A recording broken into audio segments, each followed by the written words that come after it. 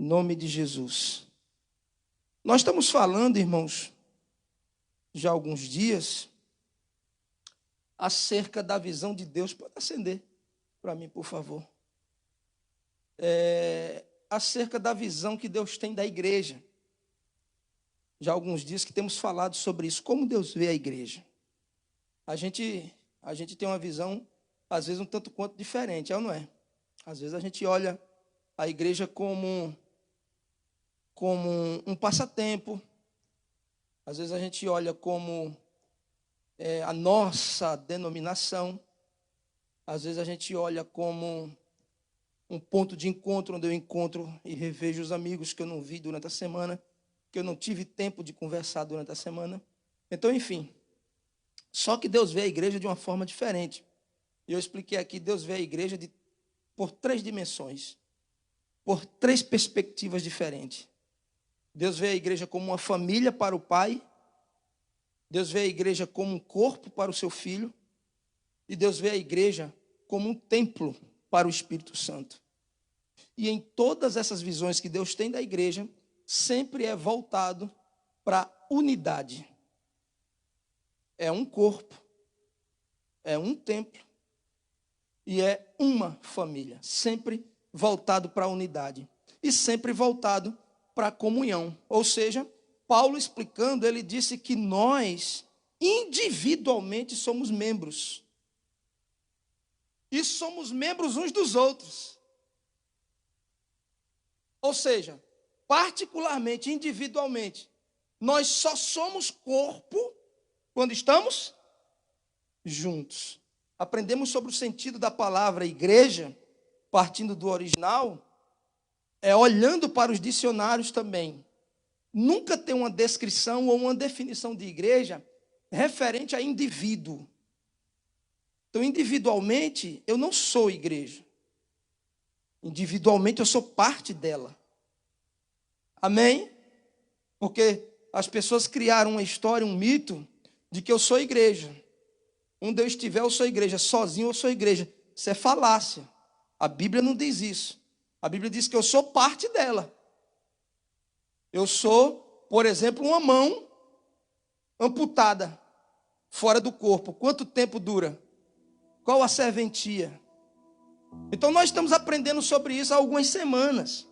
E eu falei aqui sobre, dentro dessa visão que Deus tem como família, eu falei aqui que nós somos a família mais poderosa, mais numerosa, a maior, a mais importante família da face da terra.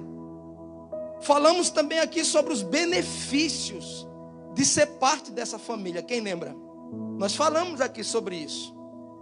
Depois falamos sobre os 3 maiores propósitos de vida, que é amar, que é pertencer e que é servir. Esses são os 3 maiores propósitos de vida que Deus deu para a igreja, para a família dele. Você é família de Deus, você é cristão, crente, como você queira chamar. Você foi formado e chamado para isso, para amar, para pertencer e para servir. Nós somos chamados para pertencer. Nós somos chamados para ser parte dessa família. Tanto é que para isso Deus deu o seu filho. Você não foi chamado por Deus, formado por Deus, para ser uma mão por aí, fora do corpo. Quem sabe, como um órgão do corpo que foi amputado, correndo o risco de apodrecer à beira do caminho. Não. Nós somos chamados para ser parte. Nós somos chamados para pertencer. Pertencer à família de Deus é o segundo maior objetivo da tua vida. O primeiro é amar. Amar a Ele sobre tudo e sobre todos, e amar a própria família, amar as pessoas da fé primeiramente. Somos chamados a amar todos, mas a Bíblia nos ensina que primeiramente os da fé. E em segundo lugar, pertencer. Em terceiro lugar, servir. Servir, é isso mesmo. Jesus disse, o Filho do Homem não veio para ser servido, mas para servir. Tudo o que aconteceu com Jesus, nós temos que lutar para acontecer conosco. Ou seja, Jesus nasceu por obra de quem? José e Maria. Cadê vocês? José e Maria? A Bíblia diz que foi quem? Você também nasceu por uma obra do Espírito Santo. Você não entendeu, só o pastor Wagner, Andreinha, Roberta. Quem mais entendeu? Você nasceu. Pastor, mas eu pensei que foi papai e mamãe. Foi, naturalmente. Mas espiritualmente você é obra do Espírito Santo. Como Jesus. Jesus foi batizado nas águas. Você também foi. Se não foi, deve ser. Jesus depois foi batizado com o Espírito Santo. Você também foi. Se não foi ainda, deve buscar ser. Porque é uma promessa para todos. Depois Jesus foi batizado com fogo. Você também deve ser, se ainda não foi. Porque são 3 batismos, você sabe disso. Batismo nas águas, batismo com o Espírito Santo e o batismo com? Mateus 3,11 fala dos 3 batismos. O batismo com fogo é o que me condiciona, me forja, me molda para eu aguentar todas as coisas que vêm pela frente. Por quê? Porque Jesus passou pelo deserto. Nós estamos passando pelo deserto. Depois Jesus passou pelas calúnias, difamações, intrigas, armadilhas. Nós estamos passando por isso. Depois Jesus foi entregue. Nós somos entregues todos os dias.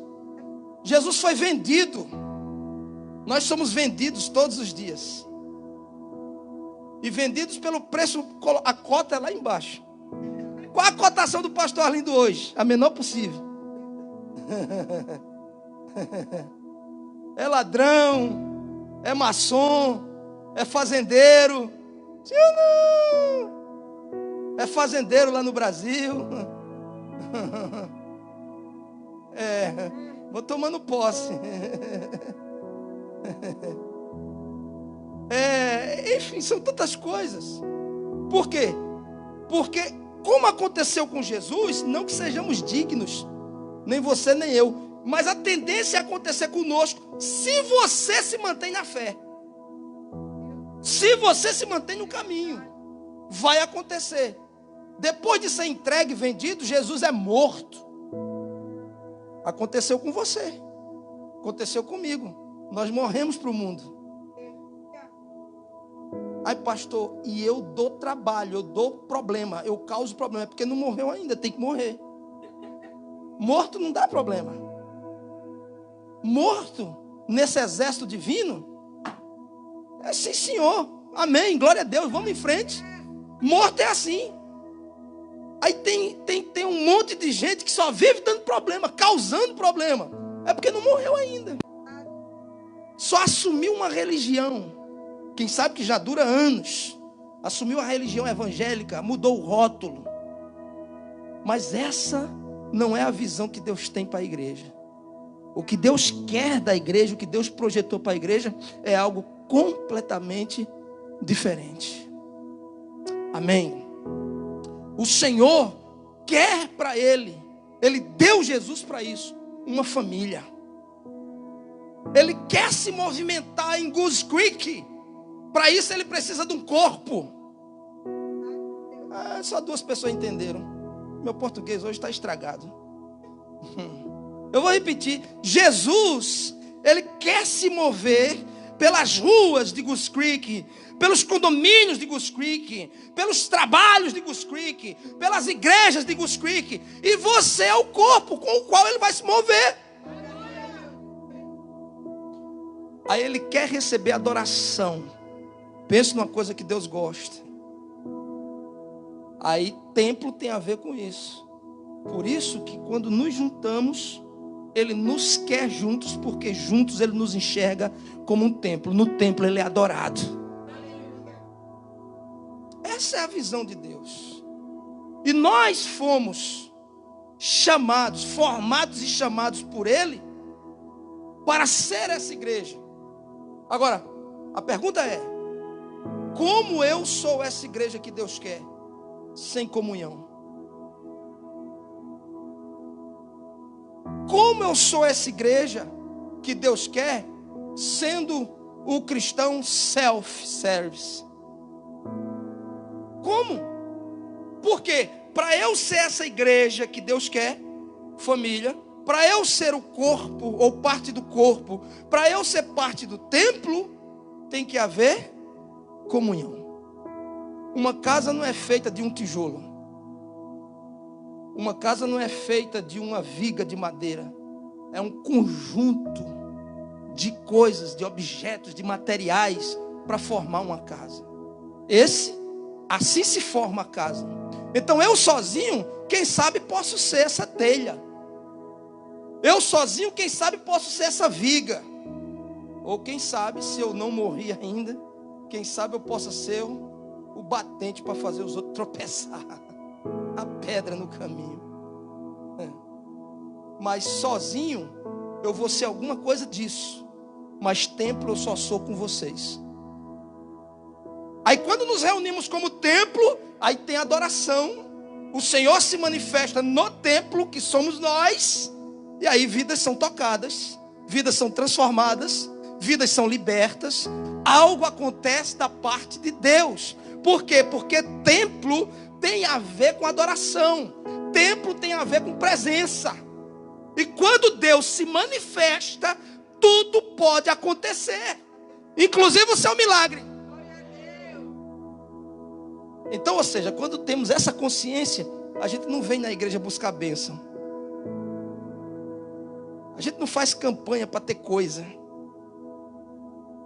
A gente faz campanha, inclusive individual, para ter Ele.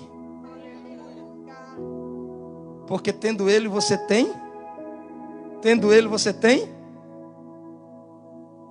Então, se para ser tudo isso eu preciso de comunhão, o Senhor nos preparou para isso, porque Ele quer que sejamos tudo isso. Então Ele nos formou e nos chamou para a comunhão. Você foi formado e chamado para a comunhão. Pastor, mas eu não gosto de gente. Eu não gosto de estar junto. Eu não gosto de compartilhar. Eu não gosto. Ok, por quê? Porque de repente aconteceram algumas coisas no trajeto, no deserto, na travessia. Você quando criança foi abusado. Quando criança foi abusada, bulinado, bulinada. Quem sabe você foi espancado, rejeitado, preterido pelo pai, pela mãe. Enquanto o outro, seu irmão lá foi preferido, você foi preterido. Isso te marcou negativamente. Fez com que você recuasse de todo mundo. Fez com que você desenvolvesse uma antipatia, uma verdadeira ojeriza de ajuntamento. Mas se você foi chamado, e se você quer ser igreja, obedecer esse chamado, não tem como fazê-lo sem comunhão. Porque essa ojeriza, essa repugnância que foi como tatuada em você, existe em você como um recalque, isso é vencido pela comunhão. Por isso que Deus preparou um lugar para parte da família dele se reunir, se encontrar, que nós chamamos de igreja local. Porque na comunhão a gente desenvolve os anticorpos contra o isolamento. É na comunhão. É na comunhão que nós desenvolvemos habilidades para suprir necessidades. É na comunhão que eu descubro a debilidade do meu irmão, a debilidade da minha irmã, e eu deixo de pensar só em mim. Eu começo a desenvolver o altruísmo, a pensar um pouco mais nos outros. É na comunhão. O isolamento gera filhos geneticamente deformados. O isolamento gera filhos aleijados espiritualmente. Porque os filhos foram gerados e preparados para a comunhão, não para estar fora da comunhão. Amém? E nós começamos a falar sobre isso. E eu falei aqui por que nós somos formados e chamados para a comunhão. Primeiro eu falei porque a comunhão me revela como um verdadeiro cristão. Você lembra disso? Ou seja, Jesus explicando, João escreveu que Jesus falando com eles disse certa vez: vocês vão ser conhecidos das pessoas como meus verdadeiros discípulos quando vocês vos amarem uns aos outros. Quando tiver comunhão. Não é quando cada um anda para um lado. Não é quando cada um pensa só em si. Não é quando cada um decide vir num culto no meio da semana ou no fim de semana e mal espera a hora de acabar o culto e vaza e vai todo mundo, cada um para o seu lado. Não. Vocês vão ser conhecidos como meus discípulos quando vocês tiverem comunhão. Quando vos amarem uns aos outros. Amém? Eu falei o segundo motivo, que foi: a comunhão me resgata do egoísmo e me resgata do isolamento. Por isso a comunhão é importante e poderosa. Por isso eu fui formado para a comunhão, chamado para a comunhão. Por quê? Porque a comunhão me resgata, me tira do egoísmo. Eu não fui chamado nem formado para ser egoísta. Eu fui chamado para compartilhar. Eu fui chamado para estar junto. Eu preciso estar junto. E eu estou falando eu mesmo. Eu particularmente preciso dessa comunhão. Eu preciso estar no corpo. Não tem como eu ser corpo fora dele. Eu sou corpo de Cristo. Não. Nós individualmente, está mais do que claro, Paulo diz: eu sou membro, parte do corpo. E para eu ter vida, eu preciso estar no corpo, porque membro nenhum se sustenta fora do corpo. Você vê a carreira que é, a correria que é para um transplante.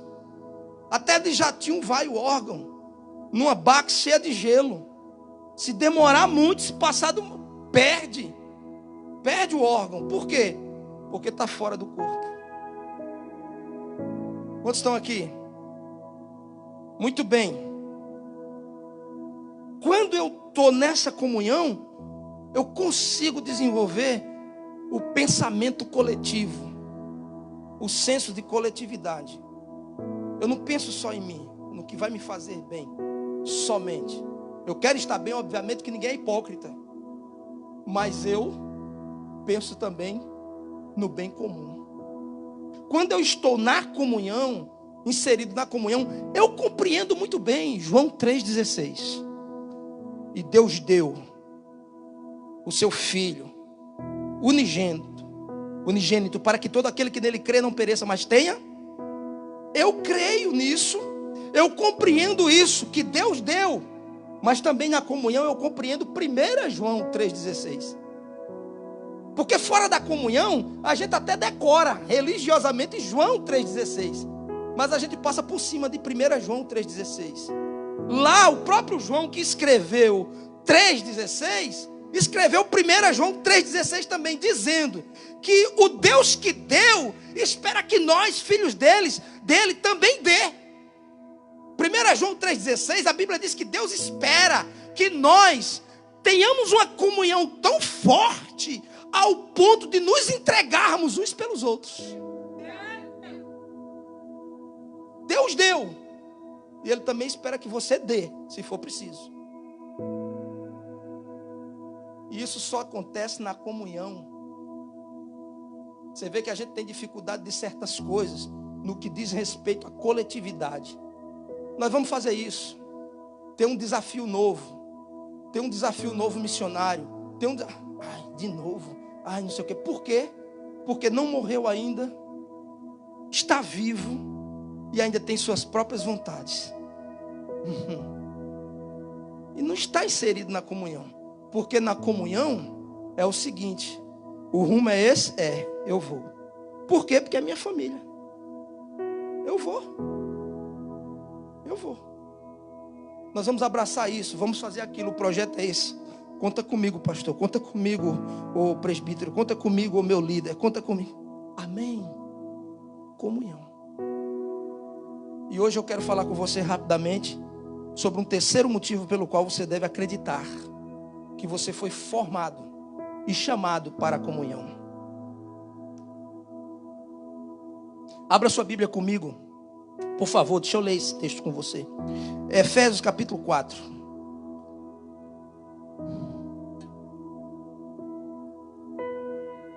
Efésios capítulo 4. Nós temos uma dificuldade muito grande, porque para nós tem uma distância muito grande entre João 3,16 e 1 João 3,16.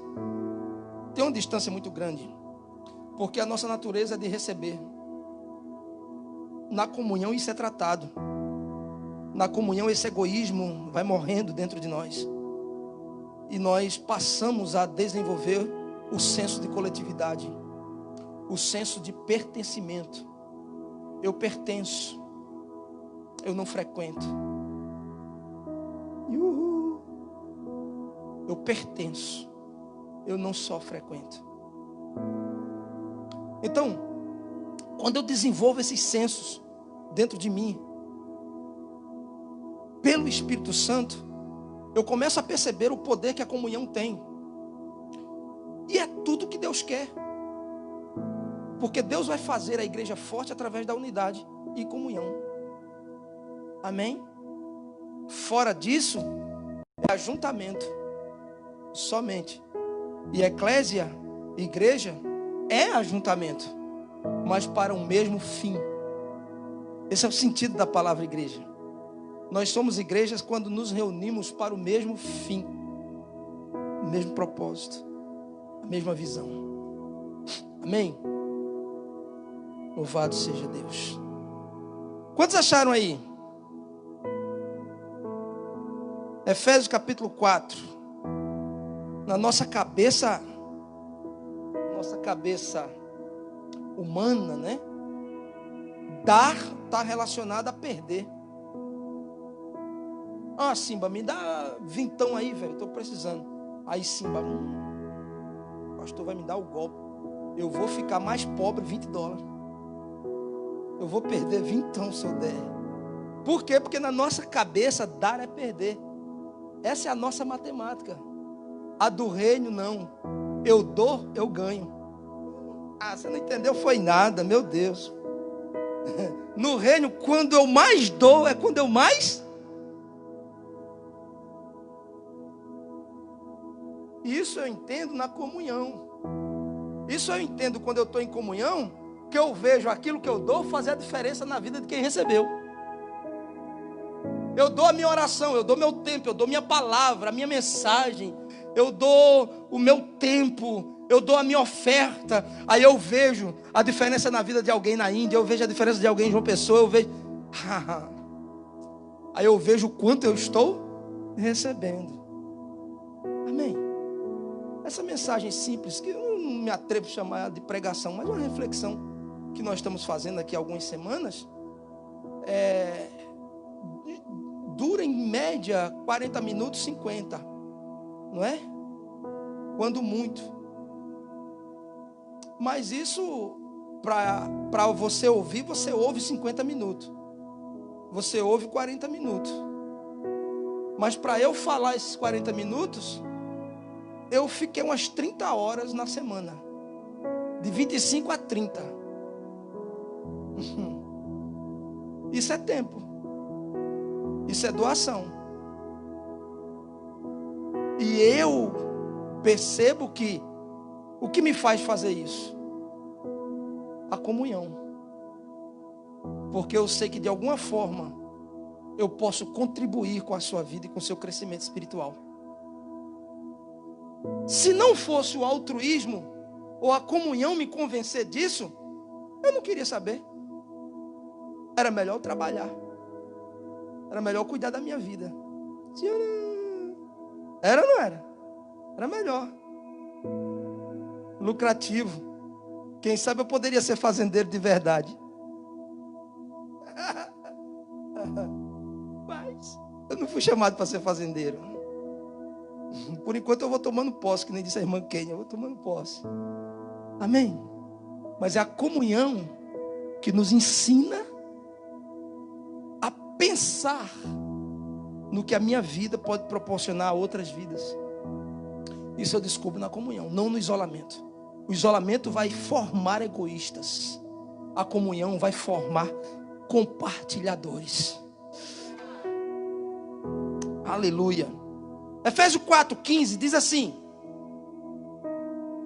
antes, seguindo a verdade em amor, cresçamos em tudo naquele que é a cabeça, Cristo, do qual todo o corpo, está assim na sua Bíblia, ou pé, mão, está aí todo? Ok.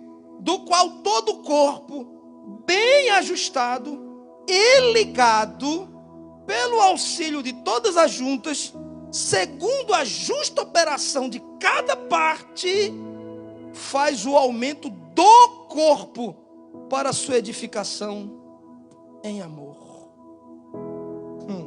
Amém? Ou seja, o que é que Paulo está dizendo? Que eu sou parte desse corpo, preciso estar ligado a esse corpo, e nesse corpo eu tenho função específica, que vai fazer com que eu coopere para a edificação do todo. Para isso eu preciso estar no corpo. Amém? Ei, você parece que não leu o que eu estou falando? Está desconfiado? Não está acreditando não? Você acabou de ler. Amém? Ou seja, eu só sou o corpo quando eu sou parte dele. E como parte do corpo, eu tenho tarefas, funções específicas dentro desse corpo, que são me dadas não para a minha edificação, mas para a edificação do corpo. Em Mateus, Jesus explica isso. Jesus fala para Pedro: eu te digo que tu és Pedro, e sobre esta pedra edificarei a minha igreja. Ele não prometeu edificar o ministério do pastor Arlindo. Ele prometeu edificar a igreja. Ele não prometeu edificar a mão. Ele não prometeu edificar a perna. Ele não prometeu edificar o nariz. Ele, apesar de muita gente estar com o nariz edificado, mas ele prometeu edificar o corpo. Amém. E o objetivo de Deus não é que um cresça e outro não. Por isso classe. Por isso pesquisa, estudo, palavra. Por isso. Por quê? Porque com isso temos a tendência de crescermos todos. O Senhor não quer só que eu cresça. Porque só eu crescer, só o Cleiton crescer, um ou outro crescer, sabe o que acontece? É como você ter um corpo que o seu braço é maior do que o outro. É um corpo defeituoso. A cabeça desse tamanho, desproporcional ao corpo. O pé. Já pensou? Eu com a minha altura, calçando 50. Esse cara, isso é uma anomalia, esse homem. Por quê? Porque o trabalho do Senhor e a visão do Senhor é para que o corpo todo cresça juntamente. Por isso ele junta cada membro, e a cada membro ele dá a sua tarefa específica. Eu tenho uma tarefa específica no corpo, e Deus espera que eu a cumpra. Você tem uma tarefa específica no corpo, e Deus está contando que você cumpra. Amém? Muito bem. Você percebe a linguagem que Paulo usa quanto ao corpo? Por quê? Por causa dessa ligação. Só que o interessante do corpo é que quando nós observamos, nada é igual. Nada é igual. Está no mesmo corpo, mas minha mão direita não é igual à esquerda. Às vezes, até um pé é um pouco maior do que o outro. Você já percebeu? Quando você compra um sapato novo, você às vezes nem prova, como eu. Isso é meu número. Aí quando você chega em casa, um pé dá certinho, o outro fica apertado. Porque às vezes um pé, ele tem uma diferença pouca do outro. A mão tem uma diferença pouca da outra. Somos membros de um só corpo, mas somos diferentes. Agora lascou, pastor. Aí é onde está o problema. É aí onde entra a comunhão. E eu consigo trabalhar essas diferenças por causa da comunhão. A comunhão, ou eu estando em comunhão, vai me fazendo conhecer os outros membros. As debilidades, as fortalezas, as necessidades dos outros membros. E quando eu descubro isso, como eu estou no corpo, eu vou trabalhar com o corpo e para o corpo para suprir essas necessidades. Isso é comunhão. Comunhão é tão poderoso que é uma das coisas mais atacadas pelo diabo nos dias de hoje. Você vê que ele muda de estratégia. O diabo hoje não está querendo te atrair para uma seita, para uma outra religião, não. Ele está querendo convencer que você continua cristão e salvo sem comunhão. Que você é igreja sem comunhão. Você não precisa disso aqui, não. Que história é essa de igreja? A comunhão é tão poderosa que o diabo ataca, mas de maneira forte. Porque ele quer te tirar da comunhão. Ele sabe que você fora da comunhão é aquela brasa ardente que foi tirada do braseiro. 2, 3 ventos, vira carvão, apaga. É isso que o diabo quer. Com pseudos irmãos, pseudos pastores, pseudos mestres, né?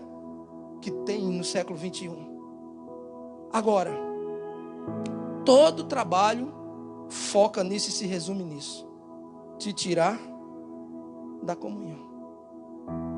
Porque depois que você sai da comunhão e atenda esse chamado, infelizmente tem quem atenda, acontece que depois você não tem ninguém para você cuidar e nem tem ninguém para cuidar de você. E isso não é ser igreja. Igreja é isso, é cuidar um do outro. Embora falhemos, né? Eu falho com você em cuidar de você. Até porque eu já disse aqui, você não tem um pastor ideal. Você tem um pastor real, de carne e osso, falho, cheio de problema, defeito. E esse é um dos maiores inimigos da comunhão. É que a gente só quer ter comunhão com pessoas ideais. Tem que ser a pessoa mais certa do mundo para poder ter comunhão. Ou então com aquele que atende todos os meus caprichos. Com quem não me confronta, aí eu posso ter comunhão.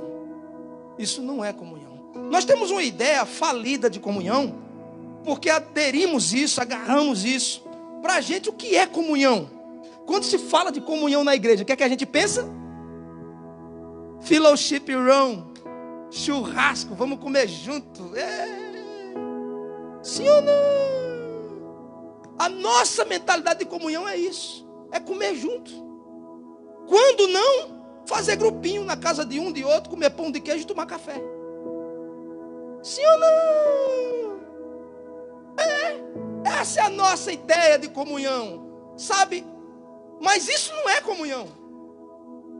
Isso, o nome disso é confraternização. Comer junto no final de uma festa, de um culto. Chamar você em casa, você ir na casa do outro, juntar aquele grupo e tal, e bater papo, assistir filme, comer pipoca. Isso é confraternização, que faz parte da comunhão, mas não é a comunhão em si. Você sabe o que é comunhão? É você olhar lá em Atos dos Apóstolos para você descobrir o que é. Comunhão é comer junto, sim, sim. Mas por que eles comiam assim? Porque ele supriu a necessidade de quem não tinha. Não é porque estava sobrando, é porque alguém não tinha. Então se juntavam todos, dividindo, compartilhando e comiam juntos. Isso é comunhão, claro, comer junto. Eles não têm a sorte que a gente tem de ter pão de queijo na comunhão. Mas eles faziam a comunhão deles. Mas o que era mais comunhão para eles?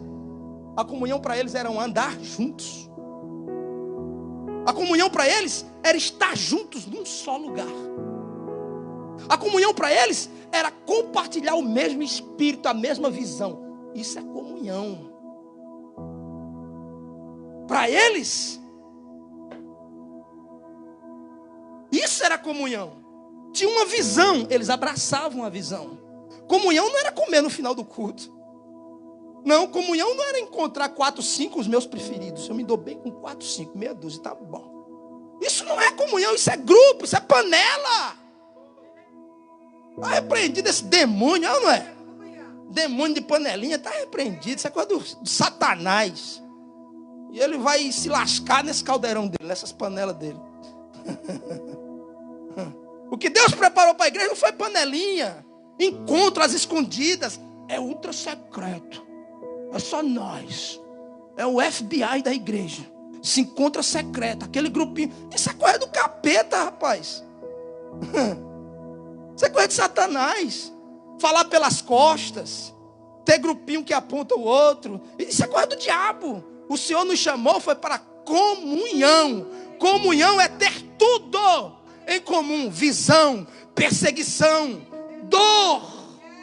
Eles sentiam a dor do outro. O líder deles foi preso. Sabe o que eles fizeram? Se juntaram todos e foram orar por Pedro. Mataram Tiago, o Tiago maior, a mando de Herodes Agripa I. Quando mataram Tiago, a igreja foi para os pés de Jesus chorar pela morte do seu pastor. Prenderam Pedro, foram para os pés do Senhor. Por quê? Porque eles sentiam a dor um do outro. Isso é comunhão. Não é comer pão com queijo. Vai aplaudir de palma toda.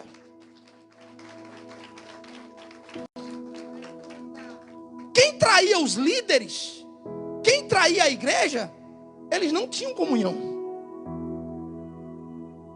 Eles não tinham aliança com quem era traidor. Eles não tinham aliança com quem era falso. Eles não tinham aliança com quem não era da fé. Eles lutavam pelos que são falsos. Eles lutavam pelos que não eram da fé. Lutavam, mas a aliança deles era com quem era da fé. Isso é comunhão. Comunhão não é comer pão de queijo e tomar café nas casas ou comer churrasco no final dos cultos, porque isso a gente faz até em qualquer restaurante. E você não tem comunhão com o dono do restaurante. Você não tem comunhão com quem te atende. Você não tem comunhão com quem está na mesa do lado. Comer eu como em qualquer lugar. Até na minha casa eu como.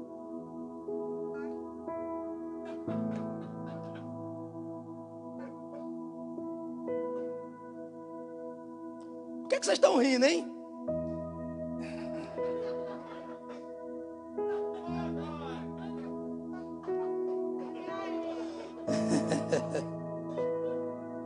Quantos estão aqui? Por que eu fui formado e chamado, pastor, para comunhão? Eu fui formado e chamado para comunhão porque é com a família de Deus, é com a comunhão com a família de Deus que eu cresço espiritualmente. Esse é o terceiro motivo. É impossível você atingir a maturidade espiritual no isolamento. No isolamento você vai ser um bebê mimado. No isolamento você vai ser cada vez mais egoísta. E eu? No isolamento eu vou querer as coisas ao meu modo. E o dia que eu for contrariado, eu empino a carroça. Porque bebês chorões não sabem conviver com os nãos que a vida tem para nós. E na comunhão eu ouço não. Na comunhão eu espero abraço e vejo nucas. Na comunhão eu espero braços e vejo costas. E não desenvolvo ódio, não desenvolvo rancor, não desenvolvo mágoa. Por quê?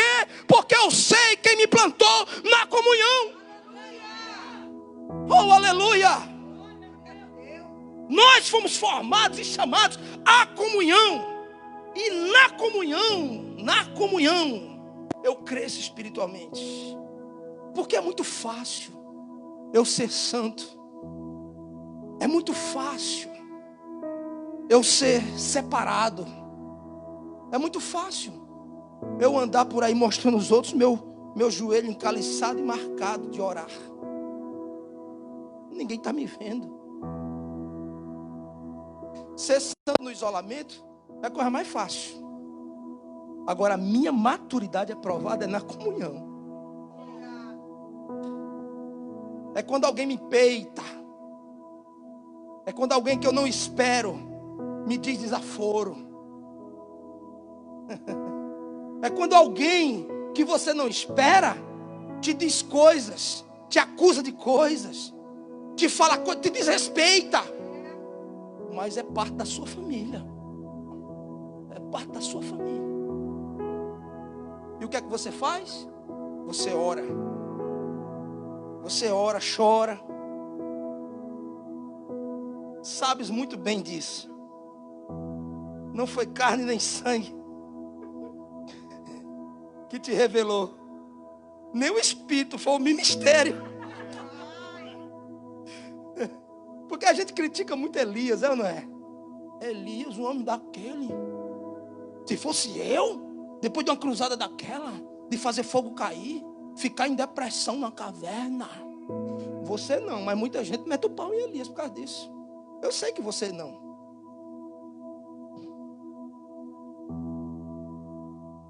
Só que hoje eu entendo Elias.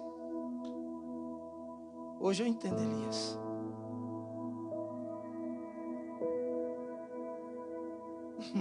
Hoje eu entendo Elias. Sabe por quê?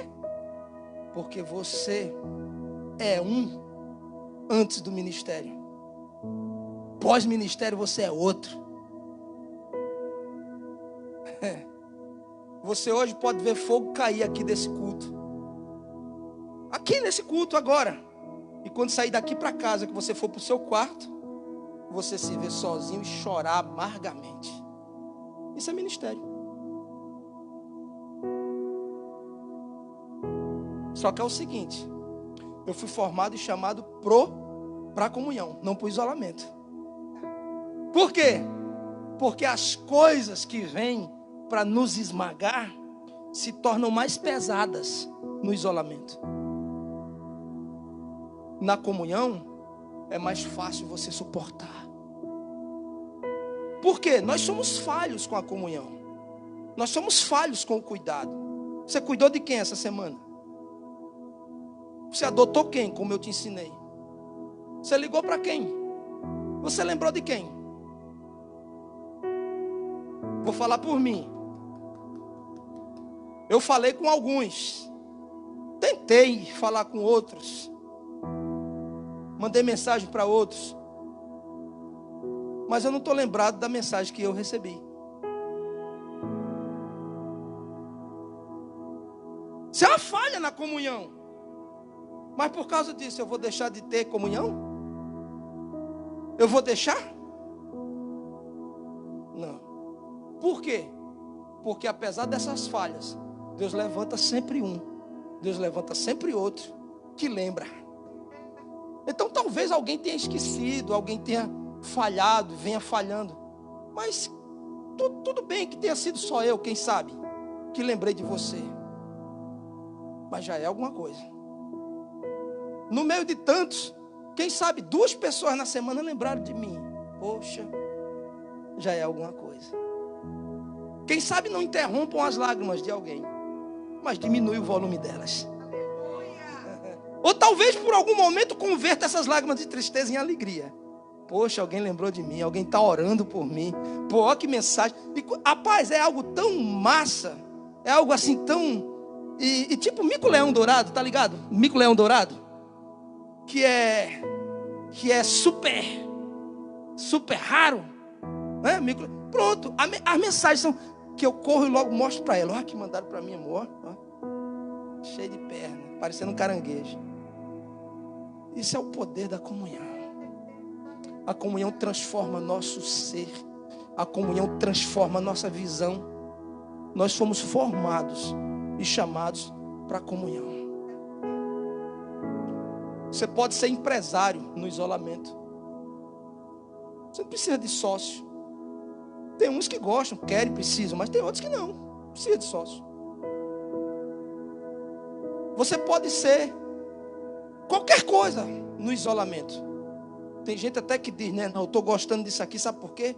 Porque eu não preciso de ninguém, eu vou sozinho, eu entro na casa não tem ninguém, eu trabalho só, e é uma maravilha. Tudo isso nós podemos fazer no isolamento. Agora, igreja, me perdoe. Você só vai ser religioso no isolamento, igreja nunca. Porque igreja eu não posso ser fora dela. Corpo eu não posso ser fora dele. Eu não posso ser templo sozinho. Eu preciso de comunhão. Quantos estão aqui? Você foi chamado para amar, pertencer e servir. Foi chamado para amar, pertencer e servir. Teus 3 maiores propósitos de vida. E isso vai ser impossível você atender esse chamado fora da comunhão. Impossível. Você pode ser um revolucionário. Você pode ser um religioso. Você pode ser o que você quiser ser. Agora, igreja e atender esses propósitos e chamados de Deus, nunca. Porque a comunhão é a porta para eu atender esse chamado. Quantos estão aqui? Amém? Quantos me entendem? Eu vou concluir hoje. E a gente continua falando. E eu tenho mais 2 pontos para falar com você. E depois a gente começa uma nova série. Para a gente estar trocando ideias aqui nos domingos. Amém? Nós vamos falar sobre a volta de Cristo, os sinais. Nós vamos... Eita!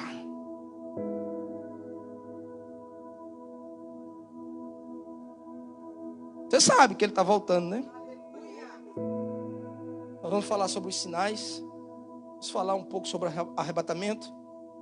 E eu vou preparar uma série para a gente voltar a discutir aquilo que Deus nos deu. Vai se chamar série Foundation. Vamos falar sobre os nossos 5 fundamentos. Amém? E todos que forem pregar aqui, eu quero pregando sobre isso. Enquanto estamos divididos, com cultos divididos, nós vamos falar a mesma linguagem, para que fique bem gravado no nosso coração. Amém? Vamos falar sobre fundação, sobre os nossos fundamentos. Fique de pé.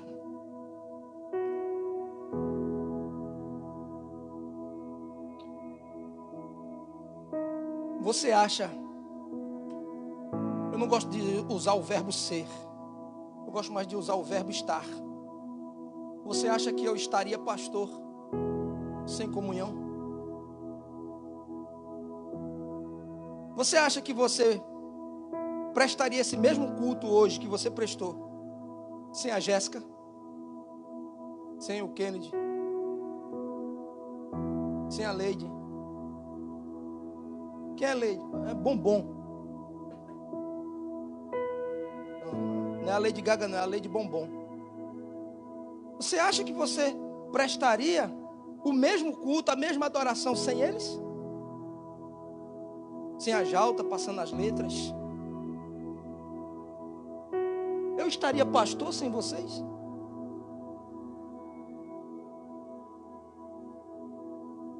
Apesar que tem um monte aí na internet, pastoreando quem eu não sei. Vendendo curso, vendendo...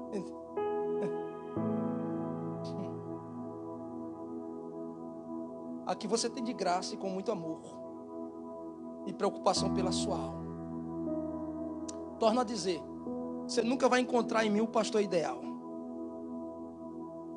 Eu nem sei sê-lo.